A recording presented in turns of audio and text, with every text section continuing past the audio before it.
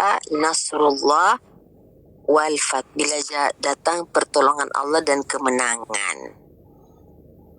Okey, saya ulang boleh? 7 surah yang geng-geng idza. Idza waqa'atil waqi'ah namanya al-waqi'ah. Idza syamsu kuwirat namanya surah at-takwir. Idza syamsu kuwirat. Idza sama'un fatarat,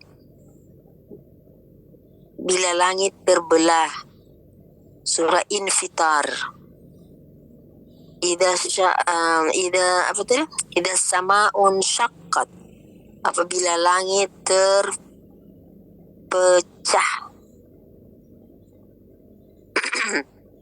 Terbelah, terpecah.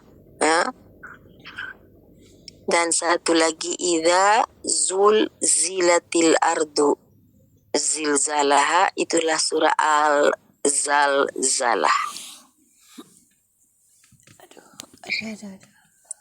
Satu saja di luar surah satu saja, Al-Waqi'ah saja di luar juzuk 30.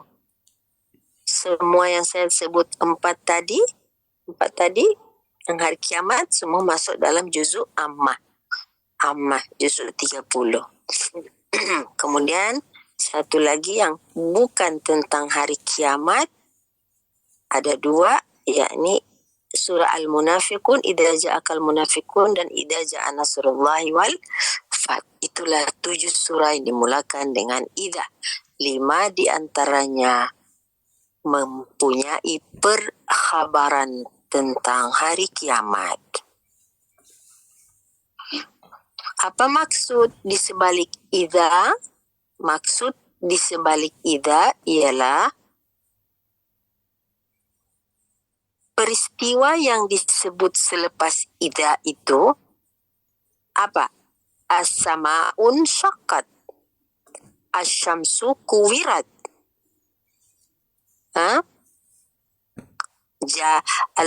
waqa'atil waqi'ah, sama'un fatarat. Semua ayat-ayat yang dimula dengan idza, kabar selepas idza ialah bahwasanya semua peristiwa yang dia sebutkan itu menandakan sudah dekat waktunya dan muktamad kedatangannya, pasti. Ada 2 ya. Pertama, peristiwa, kalimat, berita, kabar yang datang selepas idza pada 5 surat itu menunjukkan bahwa terpecahnya langit, digulungnya matahari, terbelahnya langit, datangnya Al-Waqi'ah, tergoncangnya bumi Al-Zalzalah, pasti. Haqqah, benar. Pasti kejadiannya mesti akan berlaku, muktamad kejadiannya. Bila itu langit terbelah, bila itu matahari akan digulung, sudah hampir waktunya. Ya, sudah hampir. Takunu qariba. Sebentar.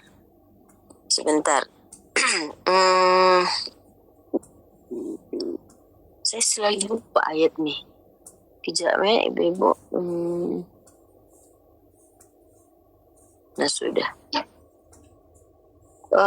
Pergi ke surah. Kejap. Aduh.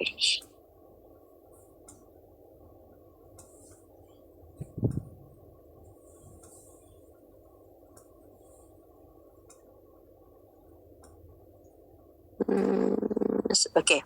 Surah 33 ayat 63. Selalu saya terlupa surah ni. 33 ayat 63. 33 ayat 63.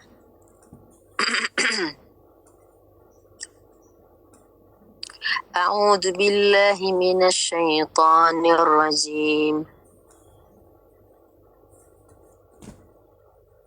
Sudah? Surah Al-Ahzab ayat 63.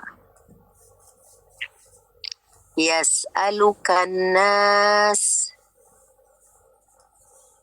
Yas'alukan nas. Manusia bertanya padamu Muhammad anis sa'ah, tentang hari kiamat. Betul tak orang selalu tanya Nabi Muhammad, bila hari kiamat? Amma yatasaalun anin naba'il azim. Bila orang-orang ini sibuk bertanya tentang hari kiamat, maka Nabi SAW diajarkan oleh Allah, Qul, Muhammad, jawab, katakan kepada manusia, innama ilmuha indallah. Sesungguhnya pengetahuan tentang hari kiamat itu Allah saja yang tahu. Pengetahuan itu di sisi Allah, kita tak tahu pun. Wa ma yudrika la'alla sa'ata takunu qariba. Dan tahukah kamu, wahai Muhammad, macam kita cakap, you tahu tak? Macam tu. Wa ma yudrika, you tahu tak? You nak tahu tak? La'alla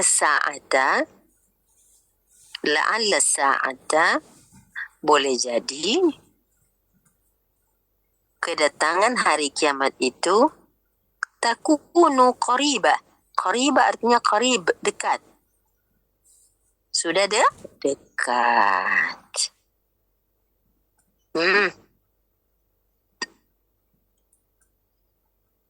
Bagi tanda ya, dekat situ ya.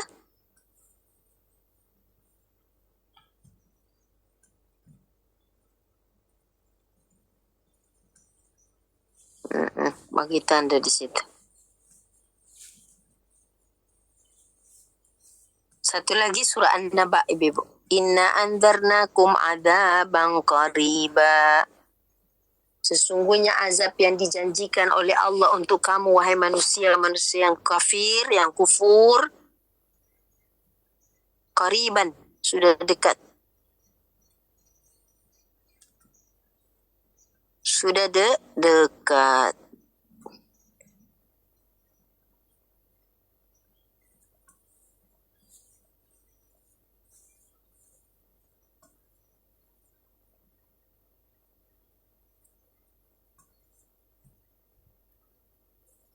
Sudah? Okey. Lihat surah Al-Ma'arij. Lihat surah 30. Jadi Bibu, kalau sudah bagi tanda macam ni dalam Quran, nanti kalau antum bertadarus atau mengaji sendirian atau bertilawah, insya-Allah pemahaman antum terbantu. Sudah bisa dibantu oleh adanya ayat-ayat yang pernah kita tadabbur. Yakni khususan Ustazah dah cakap tadi mengenai perkataan ida yang membawa maksud, kabar yang dibawa oleh ida pasti berlaku dan sudah dekat waktunya. Perhatikan surah Al-Ma'arij, surah number 70. Surah Al-Ma'arij itu, coba lihat ayat 1. Sa'ala sa'ilum bi'adzabi waqi'. Datang satu orang, dia minta supaya macam dia cabar Nabi. Macam dia nak cabar Nabi, dia cakap, mana itu azab? Coba kita mau lihat, kasih turun sekarang. Macam tu. Tuhanmu bisa menurunkan azab. Ayo. Coba bagi kita tengok. Sa'ala sa'ilum bi'adab. Orang-orang kafir ini selalu mengugut, ya, mengugut, mencabar. Sa'ala sa'ilum bi'adabi waqi'. Meminta kedatangan azab yang akan menimpa. Macam mereka selalu meragukan, mengolok-olok Nabi. Maka Allah jawab, Kalau azab turun, lil kafirina laisa lahu dafi'. Orang-orang kafir ni, kalau betul-betul azab itu Allah turunkan, orang kafir tidak ada satu pun yang bisa menghalang, menolak azab itu.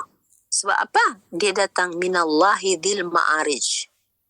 Dia datang daripada Allah, yang mana Allah itu mempunyai ma'arij. Apa itu ma'arij? Ma'arij adalah tempat-tempat naiknya para malaikat. Salah satu malaikat yang digambarkan di sini ialah malaikat Jibril. Ta'rujul malaikah, tempat-tempat naik itu yang kita sebut mi'raj, menjadi laluan para malaikat dan Jibril. Mereka ta'ruju ilaihi fi yaumin kana miqdaruhu 50,000 sana. Yang mana tempat-tempat naik itu ketika ditempuh oleh para malaikat, maka itu memakan masa sehari yang kadarnya 50,000 tahun. 50,000 tahun. Oleh kerana itu Muhammad, kalau ada orang datang tanya, datang minta azab, fasbir. Tahanlah diri engkau. Jangan marah, jangan macam geram kat diorang. Fasbir. Sabar je. Sabran jamila. Dengan sabar yang baik. Innahum yarawnahu ba'ida. Sebab mereka ni, orang-orang ni jahil. Mereka memandang azab itu ba'ida. Memandang azab itu ba'ida je. Jauh lagi. Tak kiamat-kiamat pun. Wa narahu qariba. Sedangkan kami melihatnya dekat sekali. Okey. Itu Ustazah nak tunjuk kata qariba.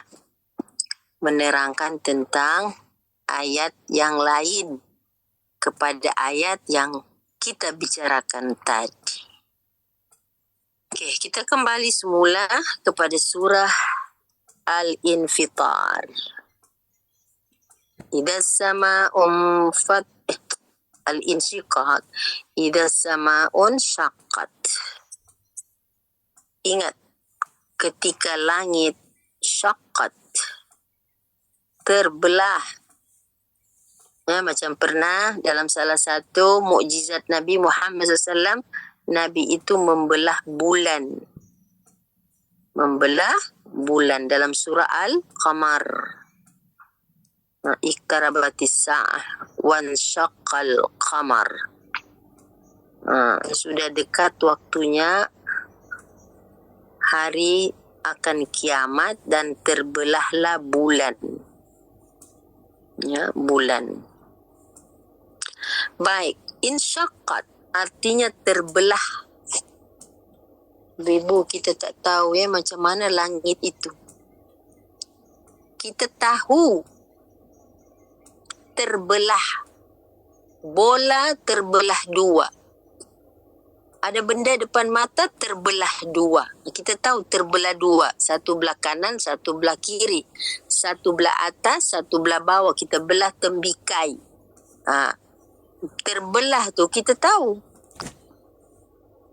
Tapi langit yang nak terbelah tu kita tak tahu mana langit tu. Ya Allah, so ayat ini tidak mampu untuk dijelaskan. Yang terbelahnya kita tahu. Tapi apa langit yang nak terbelah tu bukan macam tembikai kita nak belah dua. Macam sangkis kita belah dua. Macam limau kita potong dua.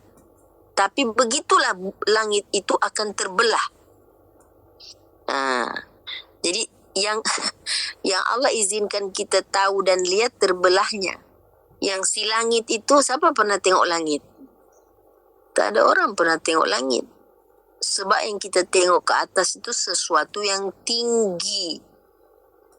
As-sama'u artinya sesuatu yang sangat tinggi sehingga tidak bisa dijangkau oleh mata. Kalau ibu-ibu baca tafsir as-samawat, tafsir langit, ibu-ibu hanya bisa membayangkan saja. Ya, langit itu macam mana kita pun tak tahu. Keras ke, lembut ke, karena tingginya kita tidak pernah langit itu tidak pernah dicapai oleh mata kita. Dan informasi yang Allah sebut, dia terbelah. Kedahsyatan peristiwa ini hanya perlu diimani saja. Ya, sebab kita tidak mampu membayangkan benda itu. Tapi Allah kata, wa adinat li rabbiha wa huqat. Terbelahnya langit karena dia sedang patuh kepada Tuhan. Tuhan izinkan dia terbelah.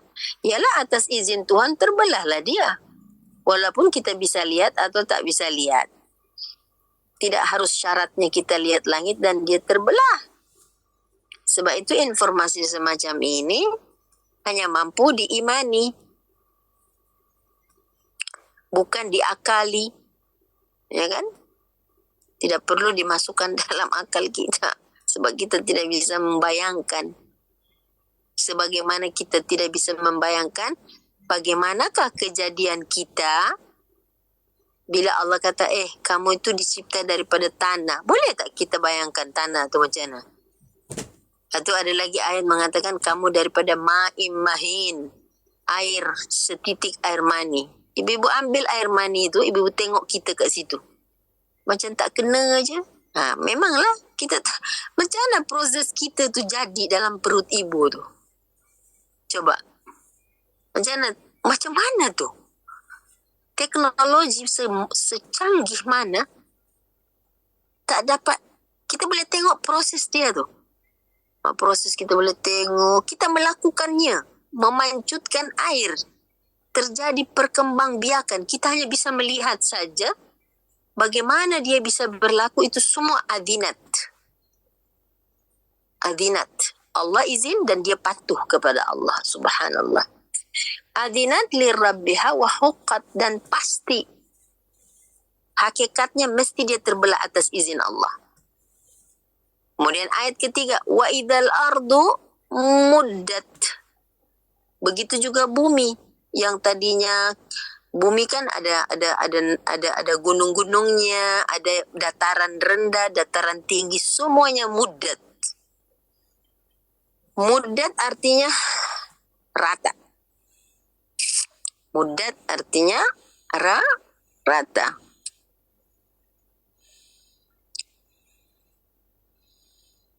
Coba bumi yang begitu lebar nih, Ibu, macam mana lah dibuka selebar-lebarnya. Contoh macam kita tengok ada satu tanah itu jerlus misalnya, lepas tu diratakan. Kemarin semua rumah 10 biji jatuh ke dalam. Lepas tu tanah itu jadi rata. Wa idzal ardu muddat. Jadi diregangkan sehingga menjadi datar. Kalau kita bayangkan sebuah kertas yang direnyukkan lepas tu didatarkan, atau ada satu tempat yang dirobohkan semua jadi rata. Wa adinat li rabbiha wa huqqat. Sama ada as-sama atau al-ard, dua-duanya adinat li rabbiha wa huqqat. Jadi itu menunjukkan bahawa bumi, langit yang mungkin pada kita ghairal ma'qul, tak masuk akal, tapi boleh. Adinat li rabbiha wa huqqat. Dan dikatakan pada ayat 4, bila semua sudah diratakan, alqat ma fiha wa takhallat, semua jadi kosong. Okey. Gambaran 1 sampai ayat 5 menggambarkan tentang kepastian hari kiamat. Hari kiamat. Okey. Nanti ibu-ibu lihat pada ayat 6 surah Al-Insyiqaq hampir sama dengan ayat 6 pada surah Al-Infitar. Sekadar informasi, surah Al-Infitar, idzas sama'un fatarat dan idzas sama'un syaqat, kedua-dua surah ini pada ayat 6 menggunakan panggilan yang sama, yakni ya ayyuhal insan, innaka. Ya ayuhal insannya tu sama loh. Di ayat 6 infitar dan ayat 6 insyiqaq itu panggilan sama, wahai insan. Okey, apa yang Allah sebutkan di sini ialah innaka kadihun ila rabbika kadham famulaqi. Wahai insan, sesungguhnya engkau, tiap-tiap insan tu kadihun. Kadihun ini artinya apa tahu? Maksudnya kadihun itu kalau kita bilang capek. Capek ni macam letih, penat. Dalam kepayahan. Selepas kita bekerja. Tukar kadih. Ya. Berusaha dalam satu perkara, sama ada itu benda yang baik ke, yang buruk ke, menunjukkan satu aktiviti yang mana kita nak selesaikan benda tu. Urusan kita lah kan. Ada sesuatu yang kita nak capai. Apa-apa yang kita buat ni memeletihkan. Duduk ke. Katakan saya sedang berjalan-jalan. Saya kata saya nak duduk dululah. Saya dah jalan dah penat lah. Duduk. Okey. Saya jalan 2 jam. Misalnya. Lepas tu saya cakap saya nak duduk kejap. Okey, duduk kejap. Karena saya berjalan 2 jam, untuk menghilangkan penat saya yang 2 jam, perlu tak saya duduk 2 jam? Tak perlu kan? Karena saya penat bekerja atau berjalan selama 2 jam, perlu tak saya nak cover balik 2 jam? Contoh, karena kita berpuasa Ramadan 13 jam, perlu tak saya berbuka selama 13 jam? Kan tidak begitu. Betul tak? Jadi, saya berjalan 2 jam. Saya perlu rehat? Tak perlulah 2 jam kan? Sebab, setengah jam atau 10 minit pun penat itu hilang dah. Justru kalau saya duduk 2 jam, saya akan merasakan kepenatan rehat. Kepenatan rehat itu. Betul tak Ibu? Kita apa? Kita dah bekerja 8 jam. Kita harus tidur 8 jam. Kita dah berpuasa 13 jam. Kita makan selama 13 jam. Kan tidak begitu. Itu menunjukkan bahwasanya ya, manusia itu dia punya penat tu sentiasa ada walaupun dia berehat. Apalagi kalau rehatnya sama dengan bekerjanya, malah jadi tak balance. Ayat ini sedang menceritakan tentang hidup itu memang berpenat-penat. Hidup itu, contoh. Ibu-ibu kemarin itu sekolah kan? Dari tadika, ibu-ibu sekolah dari 1 sampai 6, 6 sampai itu form 5. Kira berapa tahun itu? Dalam 12 tahun kan? 13 tahun kan? Kita sekolah. Lepas tu saya kata, kita mau kuliah, masuk universiti, masuk college, ambil degree 4 tahun ke 5 tahun. Lepas tu hari ini convocation. Pada waktu itu enjoy sangat-sangat tak? Alhamdulillah. Selesailah saya punya belajar selama ini. Buat tesis, buat exam, buat ni, buat tu. Penat. Adakah kita punya penat 13 tahun sekolah tu, campur lagi tu, kita nak rehat 13 tahun ke? Kan tidak. Okeylah. Ma, saya penat lah. Saya dah 13 tahun, 10 tahun dah saya sekolah. Lepas tu kamu nak buat apa sekarang? Saya nak rehat lah 10 tahun. Ada macam tu. Okeylah, kamu pergilah rehat. Berapa lama kamu nak rehat? Ya, karena saya dah penat 10 tahun, saya rehat lah 10 tahun. Tengok apa yang you dapat setelah rehat 10 tahun. Penat. Penat juga. Ya kan?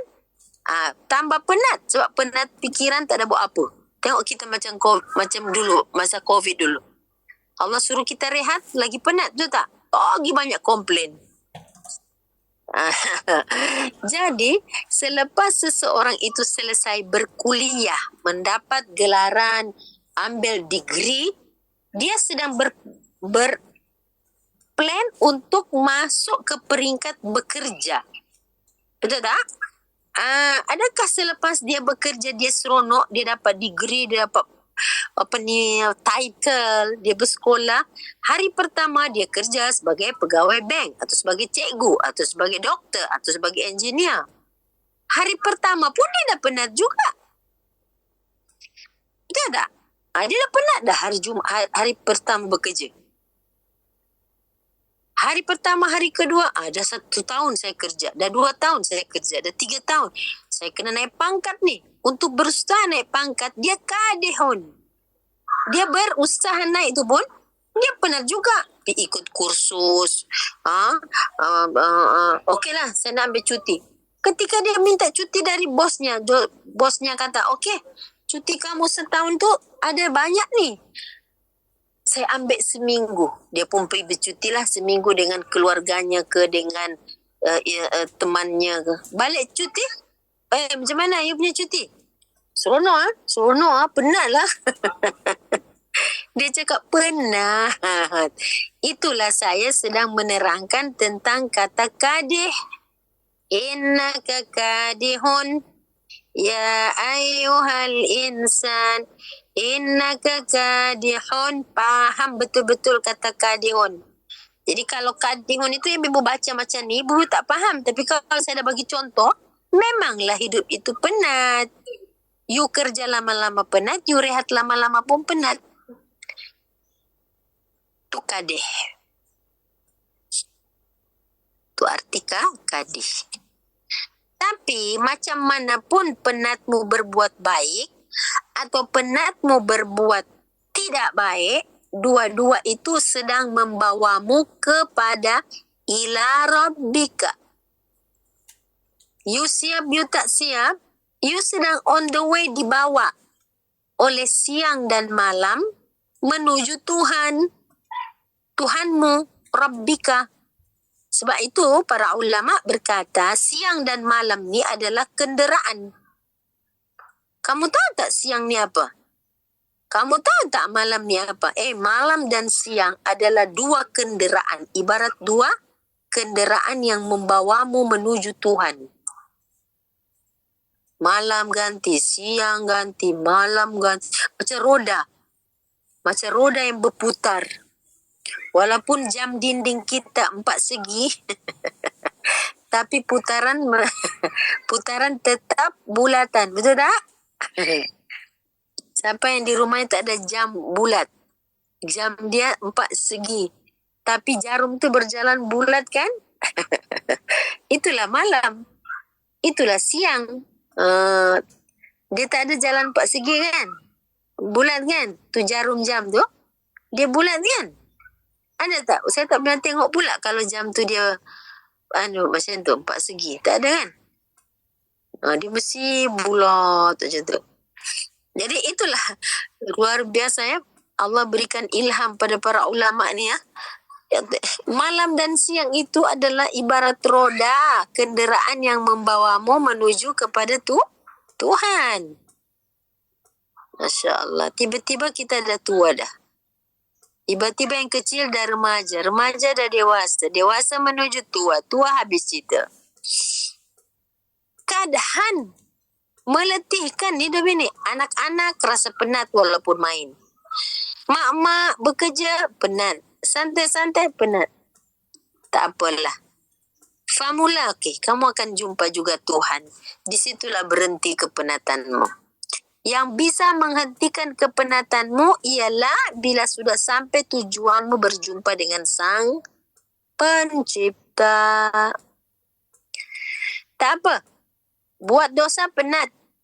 Buat taat pun penat.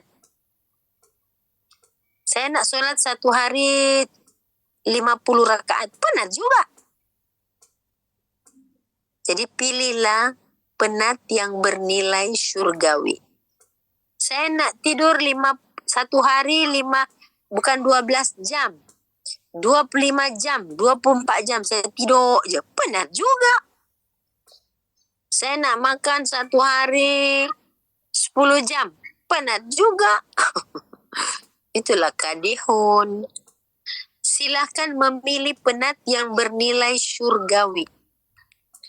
Sebab buat dosa penat, tidak buat apa-apa pun penat. Buat lara pun penat, buat jahat pun penat. Pokoknya ciptakan suasana penat yang punya nilai syurgawi. Begitu kata ulama. Kemudian ayat 7 menceritakan tentang hasil kepenatan. Fa'amma man utiya kitabahu biyaminih. Semua manusia itu akan menerima hasil catatan kepenatannya. Mereka terbagi dalam 2 golongan, ayat 7 dan ayat 10. Golongan yang menempuh kepenatan syurgawi ada pada ayat 7, 8, 9, 3 ayat. Fa'amma man utiya kitabahu biyaminih. Adapun orang yang diberikan kitab dari sebelah kanan, fasawfa yuhasabu hisaban yasira. Maka dia telah melalui satu perhitungan yang mudah. InsyaAllah. Allahumma ja'alna minhum. Ya Allah, jadikan kita orang semua orang yang disebut oleh ayat 8. Ya Allah. Artinya kepenatan-kepenatan dia itu menimbulkan satu benda yang menyeronokkan besok. Dia akan dihisap tentang kepenatannya dan rupa-rupanya dia lalui dengan yasira, mudah. Wa yanqalibu ila ahlihi masrura. Semua kita ibu akan dikumpulkan berjumpa dengan anak ibu bapa, keluarga, cucu, cicit, zuriat semua. Akan Allah jumpakan kita dengan mereka dalam keadaan masrura. Waktu dulu kami susah lagi saya nak bangunkan anak saya subuh, jangankan bangunkan anak saya, diri saya pun susah nak bangun. Kami penat nak bangun. Gitu juga nak bangunkan isteri, bangunkan suami, nak solat, nak uruskan sekolahnya, nak uruskan, semua mualah. Penat. Tapi Allah kata tak apalah, hari ini kamu masrura. Dulu di dunia kamu tidak cukup masrura. Tak cukup happy kan? Kejap-kejap gaduh. Pasal apa? Pasal apa gaduh? Pasal apa ni? Kamu dah solat belum? Mama ni asyik-asyik solat je.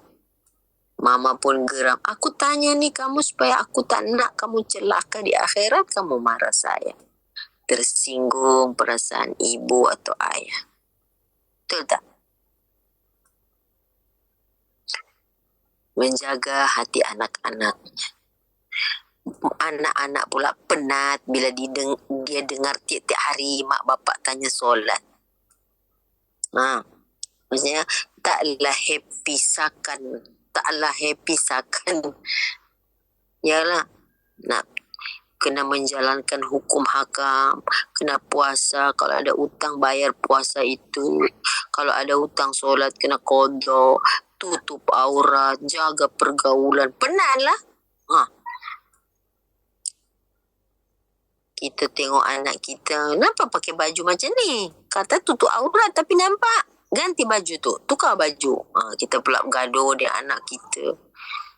Tengok anak lelaki kita, dulu taat kepada kita. Bila sudah akil balik, dah ikut teman punya cara, rambut dipotong tu macam mana, Anting-anting pula dia pakai, rantai pula dia pakai. Penat tu lah. Nak menegur, bergaul dengan orang tak tentu arah. Penat lagi mengontrol kau anak-anak kita. Kamu mau keluar dengan siapa? Oh, saya mau keluar dengan kawan. Kawan kamu tu macam mana? Mama ni kawan lah. Gaduh lagi. Kita tanya salah. Kita tak tanya salah juga. Kenapa balik lambat? Bagaimana kamu? Itu perjuangan luar biasa, Ibu. Kita tidak dapat masrurah di dunia 100%. Sebab apa? Kita sedang menjaga hukum hakam Allah ni. Penat. Tapi Allah janji tak apa. Penat. Kamu akan dapat kitab daripada sebelah kanan. Kamu akan dihisap dengan mudah. Kenapa? Sebab kamu dah berusaha sungguh-sungguh di dunia. Dan kamu memang, kalau anak taat, ibu bapa jaga hukum hakam, insya-Allah kamu dikembalikan semula berkumpul. Tak ada yang tercicir ke neraka. Allahu Akbar. Saya hafal surat ini, Ibu. Dan saya selalu memperingatkan diri saya. Ya. Hafal pelan-pelan. Tengok ayat 10, ayat 11, ayat 12, ayat 13. Sungguh menyedihkan. Wa amma man utiya kitabahu wara'a zahari. Adapun orang yang diberikan kitabnya dari belakang. Kita punya tangan ini kanan dan kiri. Tapi golongan yang kedua, Allah lempar dia punya kitab. Kenapa diberikan kitab dari belakang tu, Ustazah? Maksudnya dilempar macam tu kitab. Betapa tak pentingnya kitab ni. Allah, kamu tak suka tengok kitab kamu. Aduh, Allah lagi tak suka. Kalau kamu siang empunya kitab tidak suka lihat, ya Allah paling tidak suka lagi lihat itu kitab. Sebab semua penuh dengan catatan hitam. Tidak ada tinta emas di situ. Semua catatan merah, hitam, menakutkan. Jadi kalau kamu sendiri, aduh, kitab apa ini? La yugadiru saghiratan wala kabiratan illa ahsaha. Kitab apa ni? Tak mau bacalah saya. Allah kata, siapa punya kitab itu? Kan itu kitab kamu. Iqra kitabaka kafa binafsika al-yawma 'alaika hasiba. Cukuplah kamu menjadi penghisab hari ini. Kamu tengok sendirilah, adakah malaikat catat salah? Adakah malaikat itu surah Al-Insyiqaq ya, yang baru masuk ya? Surah Al-Insyiqaq. Surah 80 berapa? 4 ya. Jadi dikatakan di situ malaikat tak salah hitung, tak salah syuting. Malaikat dia syuting ya. Malaikat tak salah pun tulis, catat. Malaikat hanya pegang kamera aja. Yang melakukan dan melakonkan tu kita kan. Jadi ayat 10 ini susah hati, Ibu. Adapun orang yang dilemparkan kitabnya dari belakang. Artinya Allah tak nak tengok muka dia, dia pun tak nak tengok catatan, semua tak suka nak tengok catatan itu. Fasawfa yad'u thubura. Dia akan berteriak, aduhai celaka aku. Oh, celaka aku. Waliyahzubillah, semoga kita dijauhkan daripada golongan ini, Ibu. Sudah penat hidup di dunia, malang pula nasib di akhirat. Oh, ya Allah, Ibu. Jadi, dilemparkan kitab itu dari belakang. Ya, tak sanggup nak baca.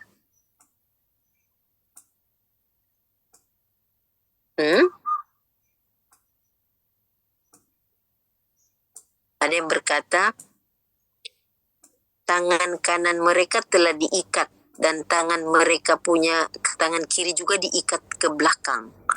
Sebab itu mereka diambil dari belakang saja. Dan yang ambil itu mesti tangan kiri. Jadi yang isi di dalam situ semuanya buruk. Ada yang berkata juga bahawa kenapa kitab itu disebut belakang? Karena mereka tak nak baca. Mereka sorok ke belakang kitab itu. Mereka tak malu. Mereka sangat merasa malu dan tak nak tengok. Tak nak ambil dari depan. Itulah nasib orang-orang yang malu dengan dirinya sendiri. Sudah penat hidup tapi hasilnya menyedihkan. Kata Allah, mereka akan berteriak, celaka aku. Kenapa mereka berkata celaka? Apa yang diorang cakap tu Ustazah? Salah satu yang diorang cakap itu adalah, ya laitani kuntu turaba. Ya Allah, boleh tak jadikan saya tanah saja?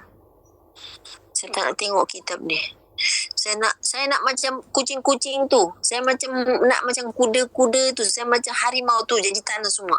Sebab mereka melihat semua hewan jadi tanah. Kita orang mau jadi macam hewan-hewan tu. Ya, sama macam khinzir tu. Allah ciptakan khinzir tapi jadi tanah. Allah ciptakan anjing tapi jadi tanah semua. Diorang tak ada azab pun. Boleh tak? Ya laitani kuntu turaba. Buka surah An-Naba. Surah yang ke-70 berapa itu An-Naba 76 An-Naba 78. Sudah? Surah An-Naba.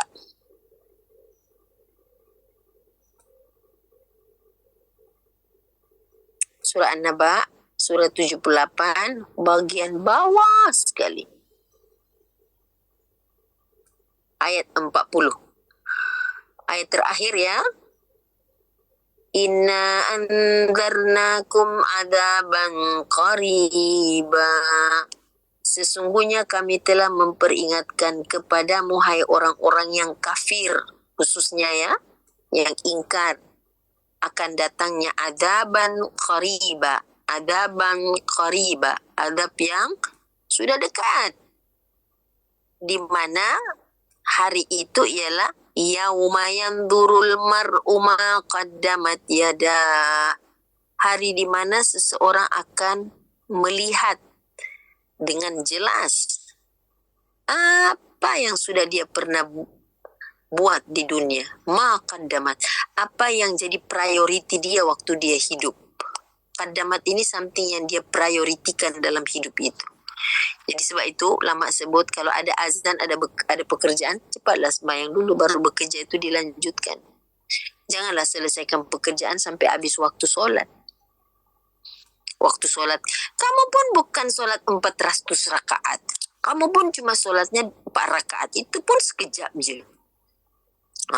Kan. Kita ni kan punyalah jahil sangat. Kenapa kamu tidak solat? Tak sempatlah bekerja. Astagfirullah. Kenapa kamu salahkan pekerjaan kamu? Padahal pekerjaanmu kan Allah letakkan sumber rizki kamu. Janganlah salahkan pekerjaan itu. Kamu pun nak solat bukannya lama sangat. 5 minit pun tak sampai. 4 rakaat ibu-ibu. Zuhur misalnya di office. Kalau makan siang, lunch boleh. Breakfast boleh, takkanlah solat tak boleh. Itu alasan yang dibuat-buat. Siapa yang tidak menjalankan perintah Tuhan, tapi hanya mandai-mandai buat alasan, dia telah berguru dengan iblis. Sebab iblis tu banyak sekali alasan. Dia telah menjadi anak murid iblis. Sebab iblis sangat pandai membuat alasan. Tiba-tiba jadi pandai. Maqaddamat, apa yang dia prioritikan oleh hidup itu. Dia akan berkata, yaqulul kafiru, ya laitani kuntu turaba. Ya laitani kuntu turaba. Aduhai, sekiranya aku ini adalah tanah. Atau baik jadi tanah je lah. Tak payahlah terima catatan ini. So dia akan tidak sanggup untuk melihat catatan amal. Biar saja jadi tanah. Okay, Ibu, kita kembali ke surah Al-Insyiqaq. Ini mereka merasa baik mati saja. Ya, karena mereka sangat takut apabila sudah melihat hasil pekerjaannya di dunia. Mereka berteriak-teriak untuk minta dimatikan, dijadikan tanah. Tapi mereka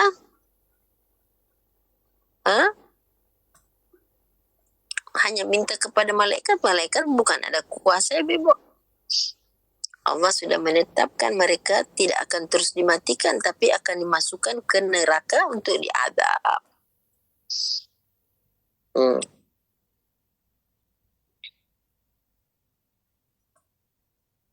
Okey, Ibu. Kita kembali ke surah Al-Insyiqaq.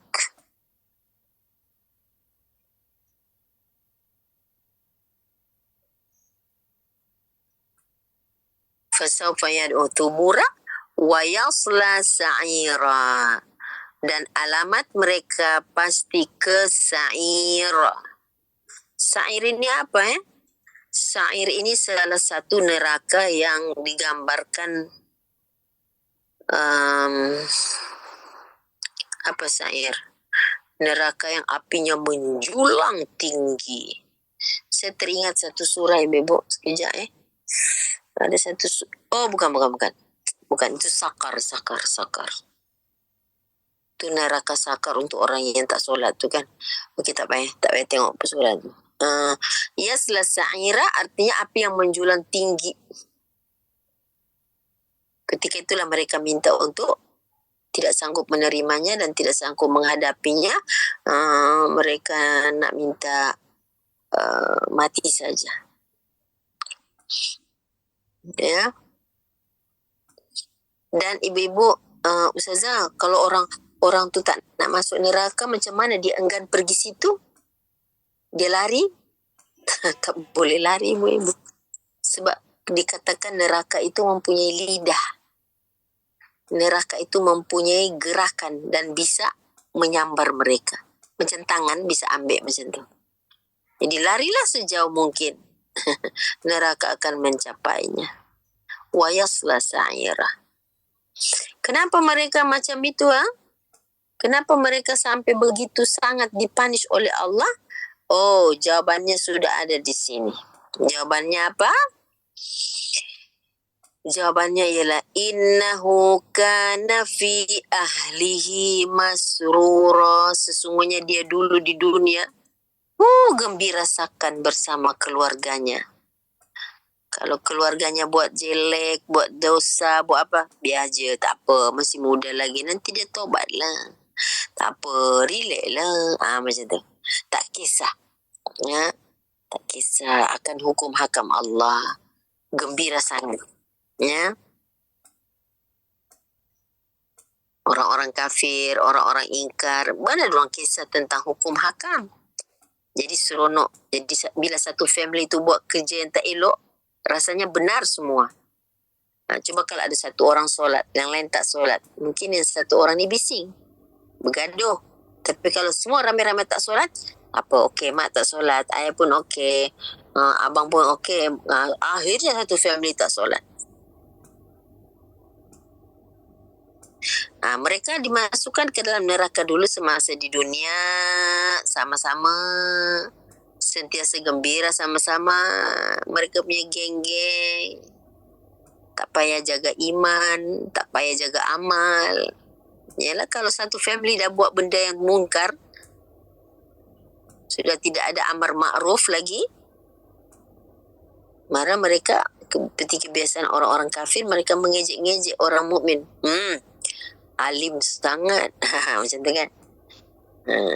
Jadi mereka dulu semasa di dunia duduk gembira dalam keadaan derhaka. Tak kisah akidahnya, tak kisah syariatnya. Nanti mereka di akhirat nanti, mereka tidak ada lagi lah kesempatan untuk bersukaria. Yang ada hanyalah dikembalikan dalam keadaan menjerit-jerit. Sama-sama masuk, sama-sama tanggung. Ya, sama-sama masuk, sama-sama menanggung kesakitan itu. Yanqalibu ila ahlihi Mana tadi? Innahu kana fi ahli masrura, innahu dhanna an la yahur, bala inna rabbahu kana bihi basira. Sesungguhnya dia pikir dia tak akan mati. Dia pikir hidup ini terus saja. Ataupun, ya kalau terlalu gembira manusia ingat mati tak?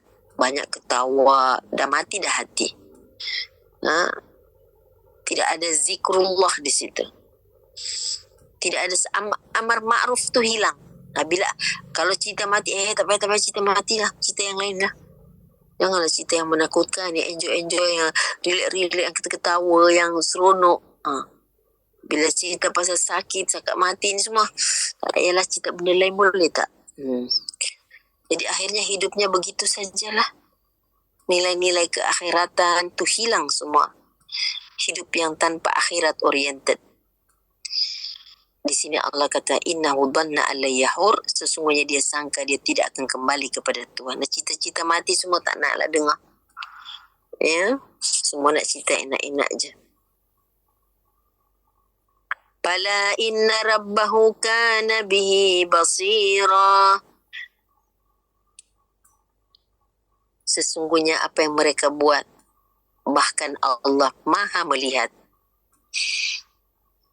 Selesai cerita tentang nasib orang-orang ini. Yang buat amalan penat, buat dosa pun penat. Tapi tengoklah, yang buat amalan happy lah dia di sana. Yang buat dosa, celaka dia di sana.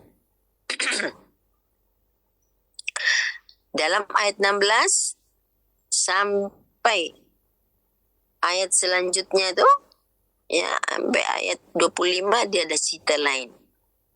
Dia ada cerita tentang Allah bersumpah. Fala uqsimu bisyafaq wal laili wa ma wasaq wal qamari idza tasaq. Ini apa ya Ustazah? Ini adalah semua jenis sumpah. Jenis sumpah. Tidaklah aku bersumpah atau aku bersumpah dengan tidaklah aku bersumpah melainkan aku bersumpah dengan syafaq. Apa itu syafaq? Syafaq di situ artinya apa syafaq ibu punya terjemahan? Syafaq itu kalau kita tengok dia punya arti ni waktu saga katakan cahaya merah di waktu senja. Saga merah, saga ketika matahari nak tenggelam. Allah bersumpah dengan benda tu. Maksudnya seolah-olah hari itu akan selesai, berganti hari baru. So kamu pun sama juga, Allah berikan chance untuk kamu. Ya, maka gunakan hari-hari yang Allah buat sebagai kesempatan. Allah berikan kamu peluang untuk berjuang. Wal-laili wa ma wasaq.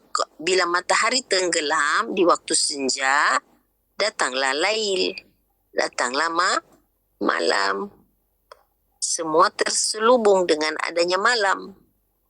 Wal qamari idza tasaq. Dengan bulan apabila dia sudah jadi purnama, menunjukkan begini, kegelapan malam, ya, seseorang yang dalam kejahilan, ya, taklah dia akan sesat pun kalau dia bisa menerima seberkas cahaya yang datang. Seberkas cahaya ini apa? Nasihat. Kan? Kalau seseorang tu dalam kegelapan, ya, ibu-ibu dalam kegelapan, tapi kalau dia mau menerima nasihat, ibarat malam tu, kalau dia menerima cahaya bulan, taklah gelap. Malam tu gelap, matahari tak tenggelam, datanglah malam. Malam pukul 8 lebih gelap dari malam pukul 7. Malam pukul 9 lebih gelap dari malam pukul 8. Malam pukul 12 lebih gelap dari malam pukul 10. Tapi adanya bintang-bintang, adanya bulan, sama ada bulan sabit ke apalagi bulan purnama. Bila dia menerima kegelapan seseorang tu berbeza-beza. Ya, kejahilan itu Ulang-ulang. Kegelapan itu lambang kejahilan. Masing-masing kejahilan tu berperingkat. Tapi kalau you jahil pun, kalau you mau buka hatimu, buka telingamu, mau menerima seberkas cahaya nasihat, kata-kata yang baik, insya-Allah dalam kegelapan ada yang terang dalam dirimu. Itu yang Allah nak ungkapkan di sini. Ya, sebab apa?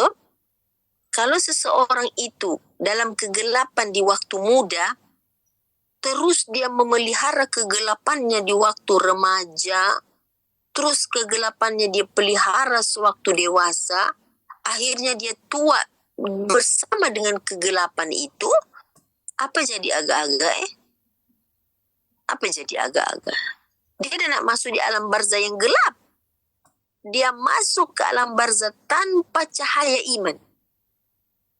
Dah makin gelap lah kubur tu. Ibu, alam barzah itu gelap. Yang membuat alam barzah gelap tu apa? Amal soleh. Sekarang dia pulang ke alam barzah, dia pergi ke amal soleh, dia hijrah ke alam barzah tanpa nur. Sebab ustazah saya bagi tahu ya, Quran, hasil bacaan Qurannya, kalimat syahadat, amal solehnya, takwanya, semua akan Allah transform dalam bentuk cahaya.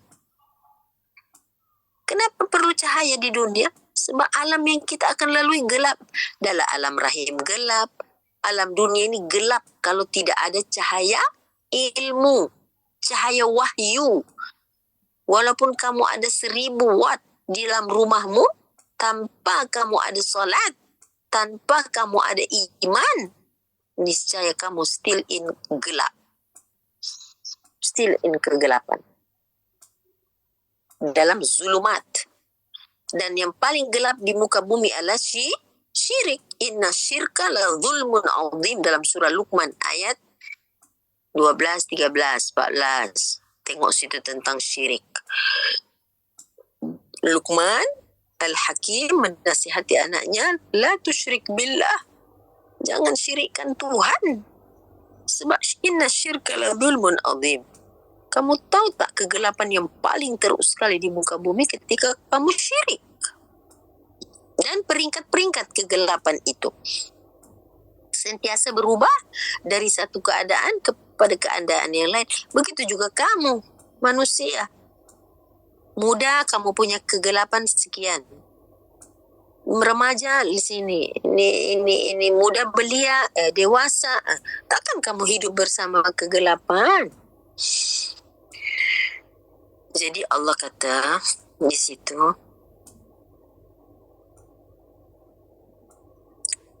latar kabunna tabaqan an tabaqqa. Sebagaimana gelap itu berperingkat-peringkat, kamu melalui hidup pun tingkat demi tingkat, dari kanak-kanak, dari bayi pergi kepada kanak-kanak, dia remaja, dewasa, kan kamu juga tabaqan an tabaqqa. Berperingkat-peringkat kamu. Jadi semua kehidupan ini berperingkat. Begitu juga kamu bekerja. Mula-mula kamu orang biasa, kemudian naik pangkat. Semua berperingkat-peringkat, berpindah-pindah, berubah-ubah. Jadi sepatutnya kamu diharapkan kamu punya kualiti setiap hari.